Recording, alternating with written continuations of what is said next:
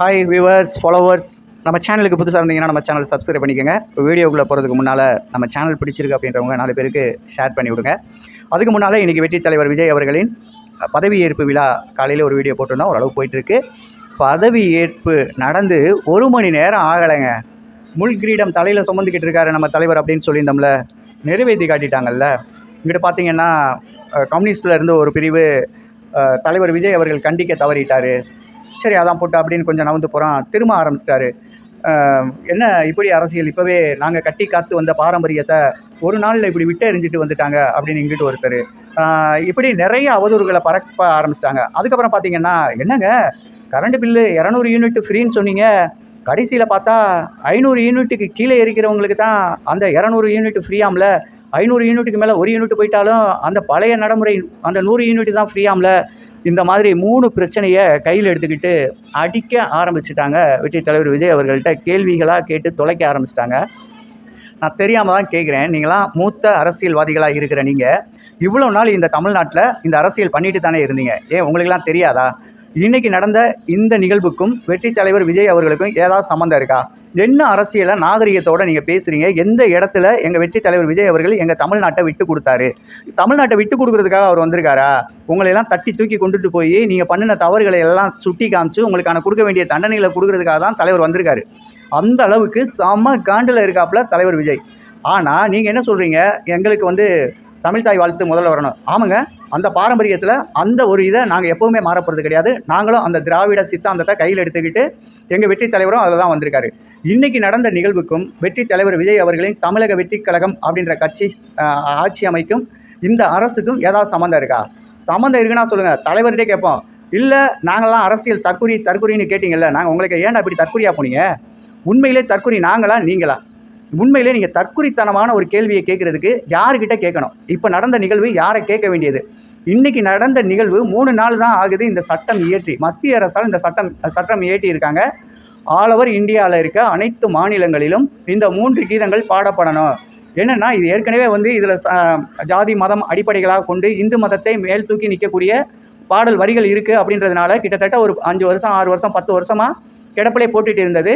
இன்றைக்கி அவங்களுக்கு பெரும்பான்மை பாராளுமன்றத்தில் இருக்கிறதுனால அந்த சட்டத்தை அவங்க நிறைவேற்றிட்டாங்க. அந்த சட்டம் நிறைவேற்றின உடனேயே அனைத்து மாநில கவர்னர்களுக்கும் மத்திய அரசு சார்பாக நடத்தப்படும் அனைத்து நிகழ்ச்சிகளுக்கும் இந்த மாதிரியான புரோட்டோகால் அப்படின்ற ஒரு வரைமுறைப்படி தான் நீங்கள் இந்த நிகழ்ச்சிகளை தொகுத்து கொடுக்கணும் அப்படின்னு சொல்லி ஆளுநர்களுக்கு மத்திய அரசு வழங்கிய அந்த உத்தரவின் அடிப்படையில் தான் இன்றைக்கி இந்த நிகழ்வு நடந்தது. இதுக்கும் தமிழக அரசாக இன்றைக்கி பொறுப்பேற்றிருக்க தமிழக வெற்றி கழகத்துக்கு துளி அளவு சம்மந்தம் இல்லை. முதல்ல அதை நீங்கள் உங்கள் மனசில் வச்சுக்கோங்க.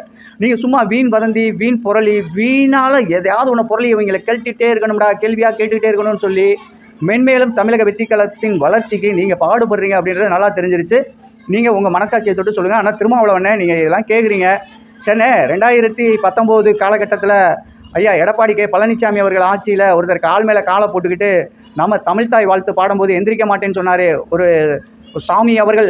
ஆமாம், தெய்வ பக்தியோட உடலே அவர்கள் சாமி அவர்கள் இருக்கிறார்ல, அவர் எந்திரிக்கவே இல்லை. அப்போ எங்கே போனீங்க? எங்கே கேட்குறதுக்கு துப்பு இல்லை.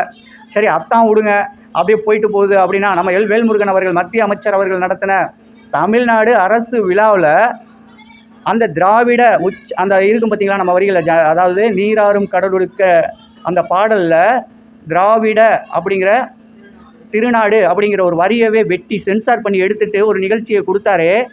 அப்போ உங்களுக்கு கேட்க துப்பு இல்லை. இன்னும் என்னமோ வரைஞ்சு கட்டிக்கிட்டு எங்கேயோ போகிற மாதிரியாத்தான் இங்கே சத்தம் ஏறாத்தான்னு சொல்லிட்டு ஏறிட்டு இருக்கீங்களே, என்னையா நினச்சிட்டு இருக்கீங்க? இல்லை உங்களுக்கு தான் கேள்வி கேட்க தெரியும், உங்கள்கிட்ட தான் கேள்வி இருக்குது அப்படின்னா வாங்க, நாங்களும் கேள்விகளை உங்களுக்கு திருப்பி தர்றதுக்கு ரெடியாக தான் இருக்கோம். கேள்விகளை முறையாக கேளுங்க. ஆதரவு கொடுத்துருக்கீங்க. தமிழக வெற்றி கழகம் ஆட்சி புரிவதற்கான அந்த ஆதரவை கொடுத்துட்டு, நேற்று சாயங்காலம் கொடுத்தீங்க, இன்றைக்கி காலையில் என்னமோ கழட்டி விடுற மாதிரியே பேசிகிட்டு இருக்கீங்களே, எதுவும் பூச்சாண்டி காட்டுறீங்களா?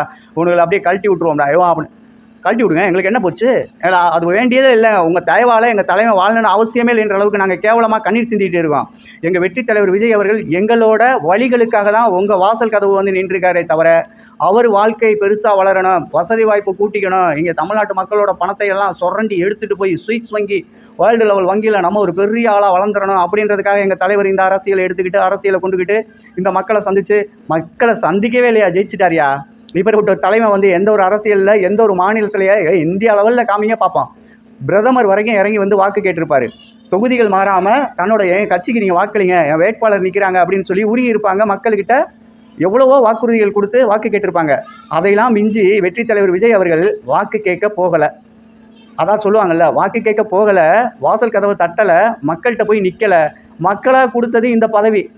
இது மக்களாக கொடுத்த பதவி. மக்கள்கிட்ட போய் தலைவர் நிற்கவே இல்லை. மக்கள் வேணும் எனக்கு இந்த தலைவன் கேட்டு வாங்கியிருக்கோம். இதை நீங்கள் தப்பாக எடுத்துகிட்டு இது ஒரு சான்ஸாக கிடச்சிருச்சுடா நமக்கு, இந்த சான்ஸை பயன்படுத்திக்கிட்டு விஜய் அடிக்க ஆரம்பிப்போம் அப்படின்னு நினச்சிங்கன்னா நீங்கள் கீழே போயிடுவீங்க, அடிமட்டத்துக்கு தான் போவீங்க அப்படின்றத புரிஞ்சுக்கங்க. திராவிடனார் திருநாடு அந்த கொள்கையை தான் கையில் எடுத்திருக்காரு. இன்றைக்கி முதல் முறையாக ஒரு முதலமைச்சராக பொறுப்பேற்ற இந்த சரித்திரத்திலே கருப்பு உடை அணிந்து எந்த முதலமைச்சரையா பதவி ஏற்றாரு? இதுக்கு பதில் சொல்லுங்க. அவங்கள்ட்ட பதில் இருந்துச்சுன்னா சொல்லுங்க, நான் பார்க்குறேன். எந்த முதலமைச்சர் ஒயிட் அண்ட் ஒயிட்டில் போய் நீங்கள்லாம் வந்து நாங்கள்லாம் நாங்கள் சமாதான கொடை பிடிப்போம், வெள்ளை கொடை பிடித்த வேந்தர்கள் இருக்கிற நாடு தானே இது, நாங்கள் அதையும் கண்ணால் பார்த்துருக்க முடியும். நீங்கள் ஏற்கனவே கருப்பு பலன் விட்டீங்க.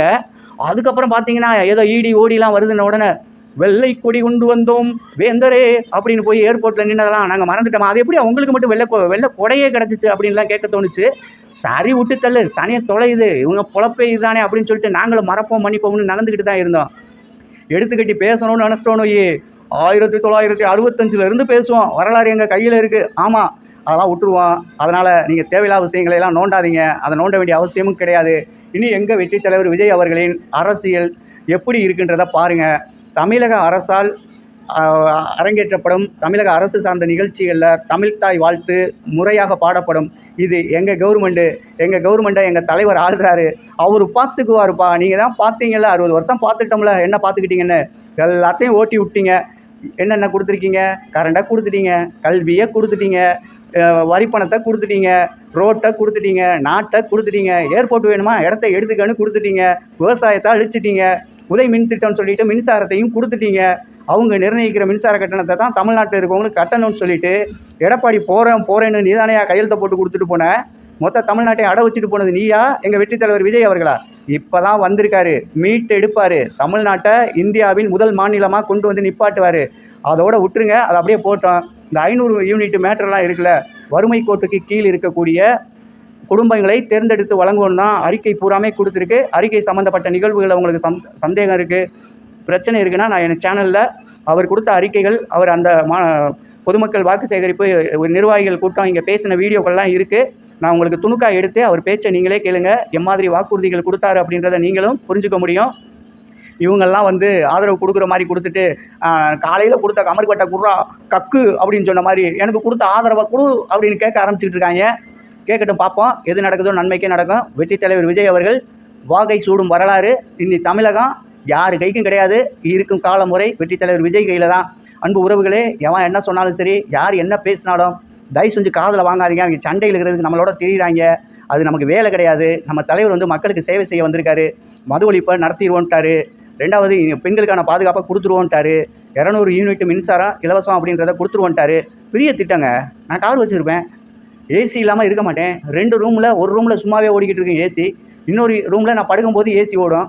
இப்படி எல்லா ரூம்லேயும் ஓடுற ஏசிக்கும் ஓசியில் கரண்ட் கொடு அப்படின்னு சொல்கிற மாதிரி.